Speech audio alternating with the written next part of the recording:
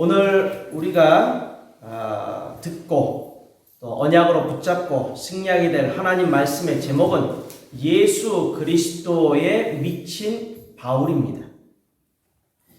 일반적으로 어떤 사람이 무언가에 지나치게 관심을 보이거나 열중하는 상태를 보일 때 우리는 미쳤다 라는 표현을 쓰게 됩니다. 바울은 오직 예수 그리스도만을 바라보고 의지하였고 한마디로 예수 그리스도에게 미친 사람이었습니다. 왜냐하면 예수님은 바울 인생의 언제나 최우선 순위였고 그의 인생은 예수님이 자신에게 주신 사명을 이루는 일에 전적으로 전념했고 그 일에 집중했기 때문입니다. 그래서 바울의 인생을 우리가 말할 때 오직 예수 그리스도의 구원의 은혜에 충만했던 인생이었다. 그리스도로 인하여 구원받은 인생, 최고의 행복과 최고의 축복을 받은 인생이었다라고 말할 수 있는 겁니다. 또한 바울의 인생은 오직 하나님의 나라를 최고로 누리는 인생이었다. 하나님이 주시는 은혜로 성령이 인도하시는 대로 성령의 그 열매를 누리면서 살았던 인생이다라는 겁니다. 또한 바울의 인생은 오직 성령께 맡겨진 인생이다. 성령의 충만함을 누렸고 성령의 인도함을 누렸고 성령께서 하시는 대로 순종하며 살아갔던 인생이다라는 겁니다.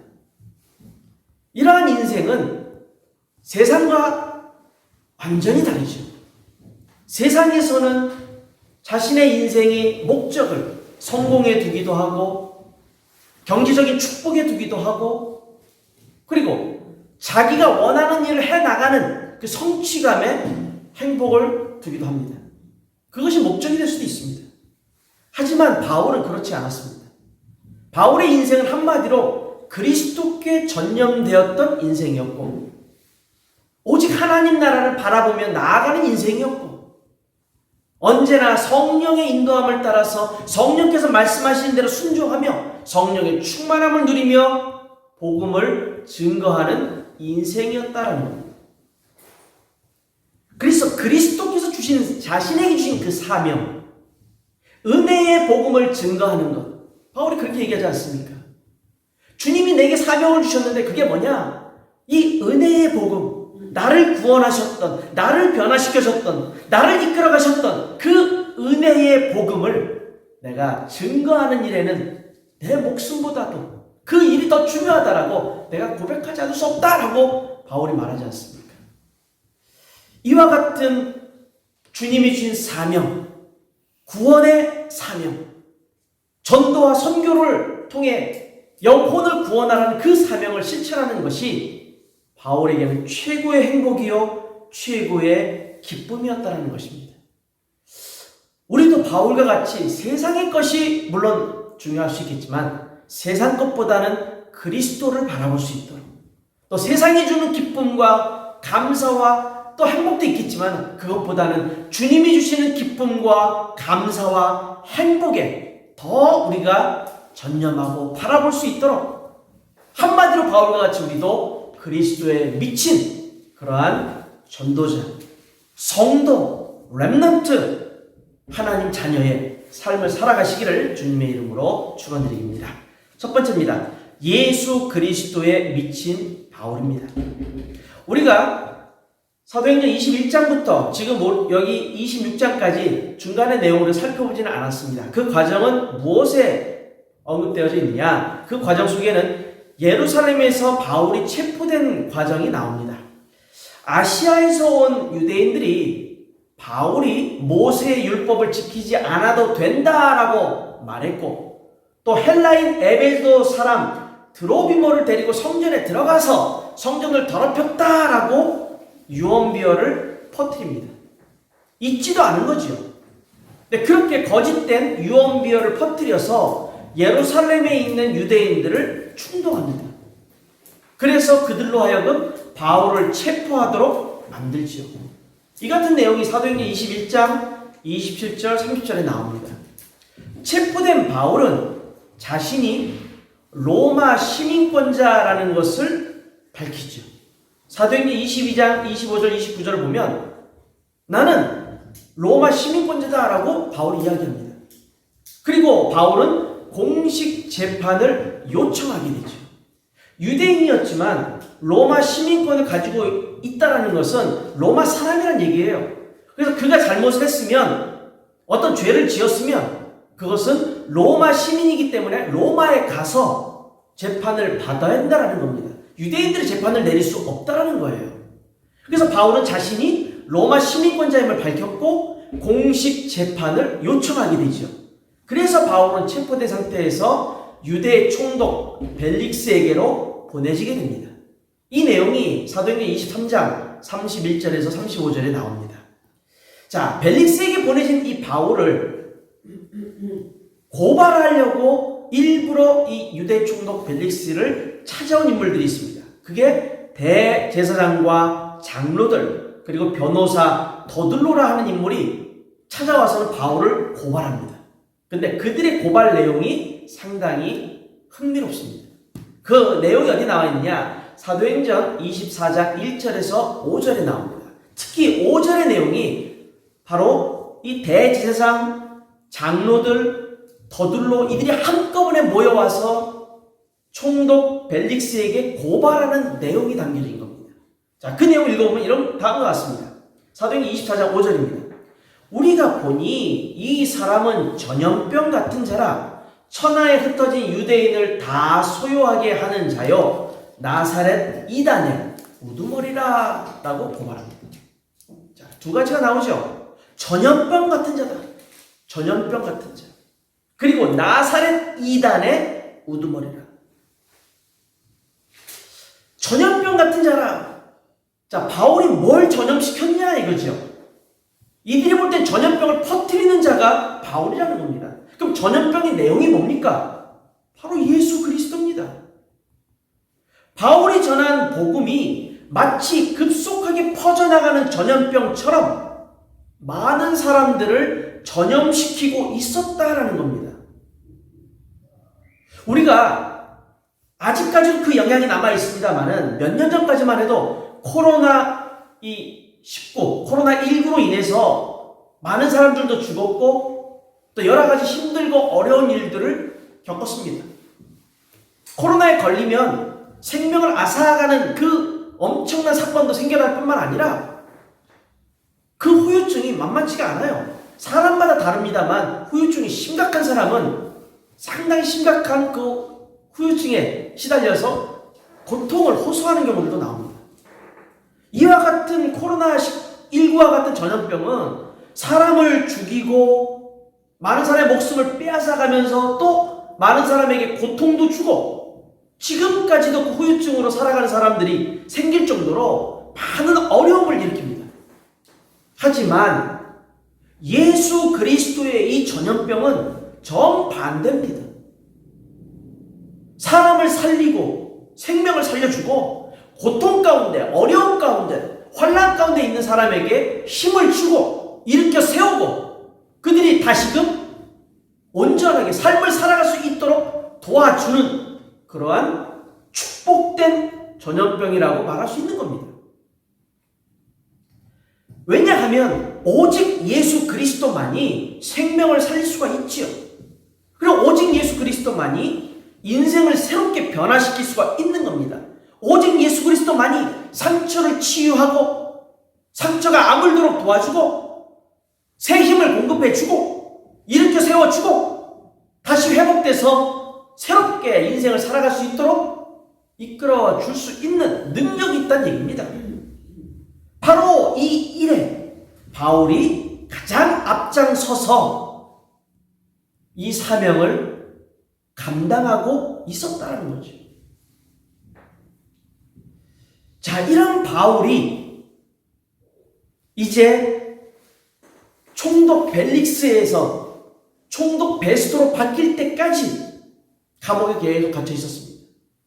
근데 총독 베스토가 바뀌면서 유대 왕이라고 말하는 아그리파 왕도 그를 만나게 됩니다. 이제 바울은 유대 총독 베스도뿐만 아니라 아그리빠 왕 앞에 당당하게 서서 이제 담대하게 복음을 전파하게 됩니다. 그것이 사도행전 26장 우리가 읽었던 이 본문에 해당되는 내용이 있는 장입니다. 자, 바울은 베스도와 이 아그리빠 왕 앞에서 전혀 주눅 들지 아니하고 담대하게 복음을 선포합니다. 당당하게 복음을 전하는 그 바울을 보면서 총독 베스도는 뭐라고 말하느냐?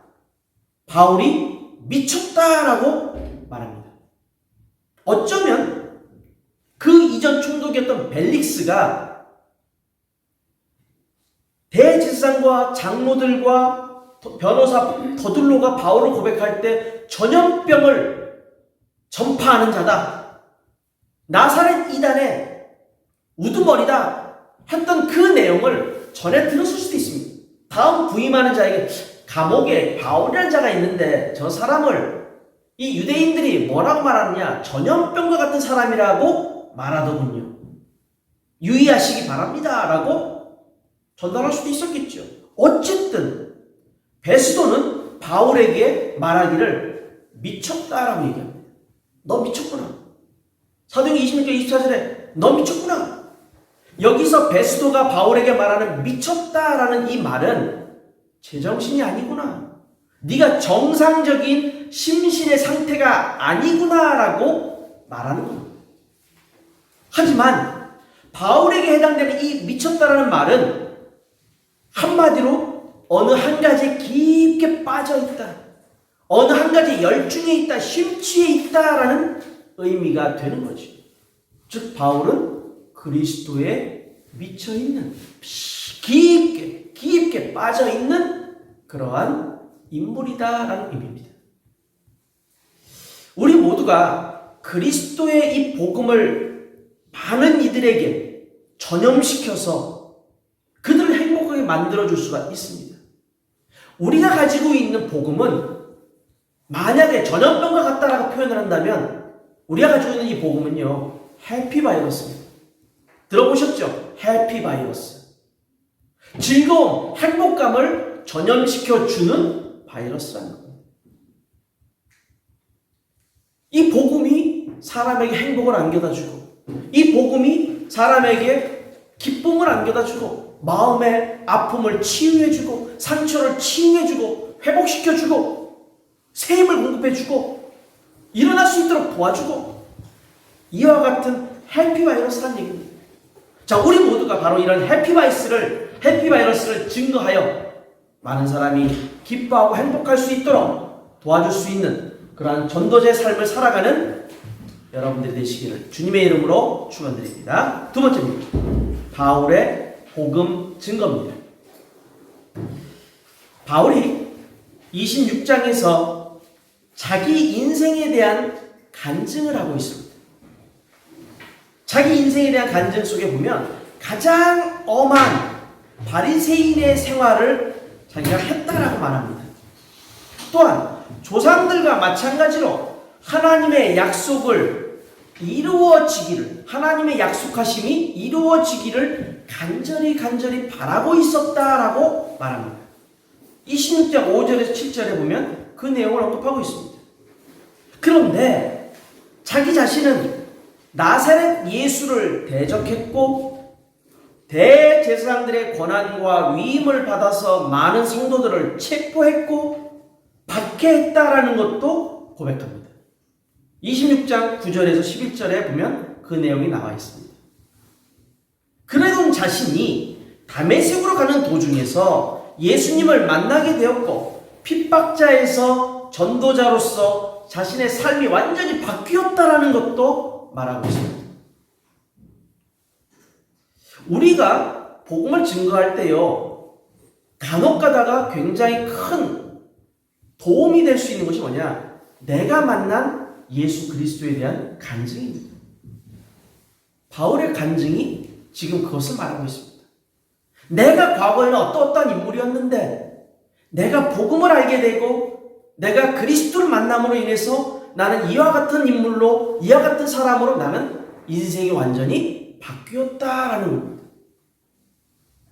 그 사실 하나만으로도 사람들에게 영적으로 영향을 줄 수가 있습니다. 그러나 그것이 전부가 돼서는 안 되죠. 나의 간증만을 강조하다 보면 어떤 문제가 생기느냐? 누군가 은혜받는 사람은 은혜받지만 그렇지 못한 사람은 더 큰 마음의 상처를 받을 수도 있다는 겁니다. 왜? 나와 남을 비교하게 되니까요. 그랬을 때 바울이 또 한 가지를 이야기합니다. 그게 뭐냐? 내가 만난 그리스도께서 나에게 어떠한 사명을 주셨는지를 언급합니다. 바울에게 주신 사명이 뭐였느냐? 예수님이 바울을 주님의 종으로 또 주님의 증인으로 부르셨고 바울에게 선교의 사명을 주셨다라는 것을 말합니다. 26장 16절 17절을 보시면 그 내용이 나와 있죠. 일어나서 너의 발로 서라. 내가 네게 나타난 것은 곧 네가 나를 본 일과 장차 내가 네게 나타날 일에 너로 종과 증인을 삼으려 함이니 이스라엘과 이방인들에게서 내가 너를 구원하여 그들에게 보내어. 바울이 그리스도의 종이 되고 그리스도의 증인이 된 것은 하나님께서 부르셨다라는 거예요. 예수님이 부르셨다라는 거예요. 전적으로 하나님의 부르심에 자신은 순종하게 됐다라는 겁니다. 그러면서 부름받은 바울에게 주님은 구체적으로 선교의 방법도 알려주십니다. 네 하고 싶은 대로 해라가 아니에요. 선교든 전도든 주의 일을 하는 사람들은 네 멋대로 네 하고 싶은 대로가 아니고 하나님의 방법대로 해야 된다는 겁니다. 하나님의 방법이 뭐냐? 26절 18절에 있죠. 그 눈을 뜨게 하여 어둠에서 빛으로 사단 권세에서 하나님께로 돌아오게 하고 죄 사함과 나를 믿어 거룩하게 된 무리 가운데서 기업을 얻게 하리라 하더이다. 첫 번째가 뭔지 아십니까? 선교의 가장 중요한 첫 번째 시작이 뭐냐? 눈을 떠주는 겁니다. 여기서 말하는 눈이라는 것은 육신의 눈이 아닙니다. 영적인 눈을 뜨게끔 해줘야 된다는 거예요. 영적인 사실을 깨닫는다는 것은 영적인 눈을 열어서 그 말씀을, 그 의미를 깨닫게 된다는 겁니다. 영적인 눈이 열리지 않냐면 아무리 귀한 복음이 들려도요, 몰라요. 그게 그냥 다른 사람의 말과 별 차이가 없다고 생각합니다. 근데 영적으로 그 눈이 띄어지는 사람은 이 복음의 그 맛을 보기 시작합니다. 복음의 그 중요한 사실을 깨닫기 시작합니다. 영적인 눈이 띄어지게 되면 드디어 신분의 변화가 나옵니다. 영적 신분의 변화가 나옵니다. 사단의 권세에서 빛으로, 그리고 어둠에서 빛으로 오고 사단 권세에서 하나님께 돌아오고 죄를 용서받고 그 이후에 뭡니까? 하나님 나라의 천국 시민권을 갖는 자, 기업을 얻게 하리라. 천국 시민권을 갖는 자가 된다는 겁니다. 영적인 눈만 열리게 되면 영적인 신분의 변화가 완전히 이루어지게 되고 그때는 구원받은 하나님 자녀의 신분과 함께 천국의 시민권을 가진 자로, 천국의 소망을 두는 자로 인생이 완전히 바뀐다는 겁니다. 바로 이러한 주님이 주신 사명을 바울은 자신의 마음에 각인했습니다. 그리고 이것을 언약으로 붙잡고 이것을 실천에 옮겼습니다. 지금 이 순간 죄수라는 신분임에도 불구하고 죄인으로서, 감옥에 갇혀있는 죄인으로서 서 있음에도 불구하고 바울은 자신이 지금 처해 있는 이 상황과 형편을 초월하여서 예수님이 주신 그 사명의 기쁨, 감사, 행복함을 누리고 있는 거예요. 그리고는 그가 죄수임에도 불구하고 왕 앞에, 총독 앞에 서서 담대하게 복음을 전합니다. 그가 전한 복음이 뭡니까? 아그리빠 왕이여, 선지자를 믿으십니까? 라고 물어봅니다. 선지자를 믿으십니까? 이 말의 의미가 뭡니까? 선지자를 믿으십니까?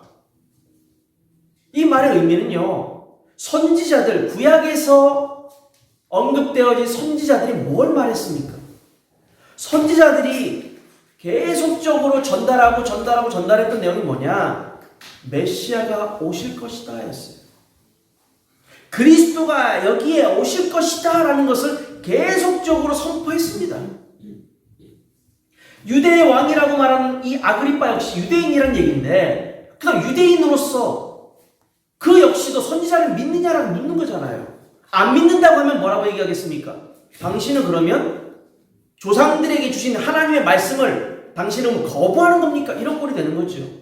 믿는다고 하면 그 선지자들이 뭘 얘기했는지를 믿어야 된다는 얘기인데, 선지자들이 뭘 얘기했습니까? 오실 그리스도, 이 땅에 오실 메시아 그리스도, 그 얘기했더군요. 근데 그 메시아 그리스도께서 이 땅에 오셨다니까요. 그것이 바로 예수님이시고, 그 예수님이 십자가에서 우리 인간의 모든 죄를 용서하시고 피 흘리심으로, 죽으심으로 우리의 모든 죄가 완벽하게 씻음 받았다는 거예요. 근데 그걸로 끝이 아니라 부활하셨거든요. 부활하신 그리스도를 바로 이 바울이 만났다니까요. 그 얘기를 했는데 안 믿는다고 하면 그게 말이 됩니까? 바울이 증거하는 복음의 핵심이 뭡니까? 부활하신 예수 그리스도거든요. 부활하신 예수 그리스도, 생명 되신 예수 그리스도, 생명의 빛으로 오신 그리스도. 22절, 23절을 보십시오. 이 선지는 뭐라고 되어 있습니까? 그리스도께서 고난을 받으실 것과 죽은 자 가운데서 먼저 다시 살아나사 이스라엘과 이방인들에게 빛을 전하시리라 함이니이다. 십자가 사건, 부활, 그리고 생명의 빛 증거 나와 있지 않습니까? 그러니 구약의 선지자들을 믿습니까? 라는 이 말을 간접적으로 이야기를 하면 선지자들이 선포한 그 영적인 사실, 메시아가 오실 것이다 라는 걸 믿으십니까? 그렇다면 그것은 곧 메시아, 예수 그리스도를 믿느냐라는 복음이 되는 거죠. 그리고 바울이 이야기합니다. 나와 같이 되기를 원하나이다. 나와 같이 되기를 원하나이다. 29절 보십시오. 바울이 이야기합니다. 바울이 이르되 말이 적으나 많은 당신뿐만 아니라 오늘 내 말을 듣는 모든 사람도 다 이렇게 결박된 것 외에는 나와 같이 되기를 하나님께 원하나이다. 바울과 같이 되기를 원하나이다. 무슨 말입니까? 바울과 같이 주 예수를 믿어서 구원받기를 원하나이다. 바울과 같이 주 예수를 믿어서 모든 죄와 저주로부터 해방되기를 원하나이다. 바울과 같이 주 예수를 믿어서 하나님의 자녀가 되기를 원하나이다. 바울과 같이 주 예수를 믿어서 주님이 주신 그 사명을 언약으로 붙잡고 복음을 위해 쓰임받기를 원하나이다. 바울과 같이 주님이 주신 사명을 언약으로 붙잡고 주님의 소원인 전도와 선교를 위해 쓰임받기를 원하나이다. 바울과 같이 주 예수를 믿어서 주님이 주시는 인생의 참된 의미를 깨닫게 되고 참된 목적을 깨닫게 되고 참된 방향을 깨닫게 되고 감사와 행복으로 충만한 삶을 살기를 원하나이다. 단순히 그냥 나와 같이 되길 원하나이다 그 의미가 아니지 않습니까? 영적으로 너무도 많은 것을 내포하고 있는 내용입니다. 바울과 같이 되기를 원하나이다. 나와 같이 되기를 원하나이다. 내가 구원받은 것처럼 당신도 구원받기를 원합니다. 내가 그리스도 깨달은 것처럼 당신도 그리스도 깨닫기를 원합니다. 내가 그리스도를 깨닫고 쓰임받는 것처럼 당신도 쓰임받기를 원합니다. 내가 그리스도 인하여 행복한 것처럼 당신도 행복하길 원합니다. 내가 그리스도 인하여 주님 앞에 코람대오하고 행복하고 주를 위해 살아가는 것처럼 당신도 주님 앞에 서서 코람대오를 누리며 주님과 함께하며 주님이 주시는 그 사명으로 행복하기를 원하나이다. 여러분, 그리스도 믿으십시오라고 말하는 것도 중요하겠지만 당신도 나와 같이 되기를 원합니다. 내가 가지고 있는 이 그리스도 당신도 가졌으면 좋겠습니다. 내가 누리고 있는 이 그리스도 당신도 누렸으면 좋겠습니다. 내가 깨달은 이 그리스도 당신도 깨달았으면 좋겠습니다. 나와 같이 되기를 원합니다. 우리 모두가 바울처럼 하나님 주신 사명을 깨닫고 그 사명을 이루어 나가면 참된 기쁨과 행복을 만끽하는 모든 분들 되시기를 주님의 이름으로 축원합니다. 결론입니다. 사람은 보통 자신이 좋아하는 한 가지 취미를 다 가지고 있습니다. 그런데 그 취미의 수준을 뛰어넘어서요, 어느 한 가지의 것에, 어느 한 분야에 매우 열중하여 깊게 심취해 있는 사람을 뭐라고 말하느냐? 마니아라고 얘기합니다. 마니아. 저는 한때 러시아 사람들 그런 얘기를 든 적이 있습니다. 끈이가 만이란 말을 들어봤습니다. 그게 무슨 말이냐? 책에 대한 것을 너무너무 좋아해서 책을 사러 다니고 책을 읽고 다니고 어떤 책 얘기를 하는 것을 너무도 좋아했기 때문에 저한테 한때 끈이가만 이렇게까지 별명을 붙인 적이 있었습니다. 마니아라는 이 말은요, 자신들이 크게 심취해 있고 자기가 어디에 깊게 빠져있는 그 분야나 그 일에 돈, 시간, 자신의 노력, 투자하는 것 자체를 절대 아까워하지 않습니다. 자신의 모든 마음과 정성, 관심과 노력을 거기에 집중해버립니다. 그게 마니아들의 특징이에요.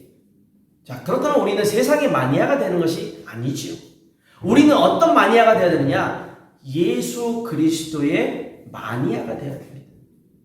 예수 그리스도를 위해서 내 시간, 내 돈, 내 노력, 내 열심, 내 모든 것을 거기에 집중할 수 있는, 절대 아까워하지 않고 쓸 수 있는 그러한 예수 그리스도의 마니아가 되어야 됩니다. 예수 그리스도를 사랑하는 마니아, 그리스도의 은혜를 늘 사모하는 마니아, 그 말씀을 듣고 기도하며 그 말씀대로 살아가기를 원하는 복음의 마니아. 바로 이번 한 주 동안 하나님은 우리에게 한번 예수 그리스도께 집중해봐라. 한번 푹 빠져봐라. 예수 그리스도께. 예수 그리스도의 그 복음에 너의 삶을 한번 전적으로 맡겨봐라. 어떻게 하나님께서 역사하시는지, 어떻게 하나님께서 인도해 가시는지 한번 체험해 보라는 겁니다. 여러분, 이번 한 주간 우리 모두가 그리스도의 마니아로 살아가시기 바랍니다. 오직 복음을 위해서. 복음이 최고의 가치고 최고의 능력이고 최고의 축복이라는 것을 내가 더 누리고 나의 자녀들도, 나의 가정도, 나의 친구들도, 나의 모든 만나는 사람들도 나와 같이 될 수 있기를 원하는 그러한 주님의 증인들 되시기를 주의 이름으로 축원드립니다. 기도합니다.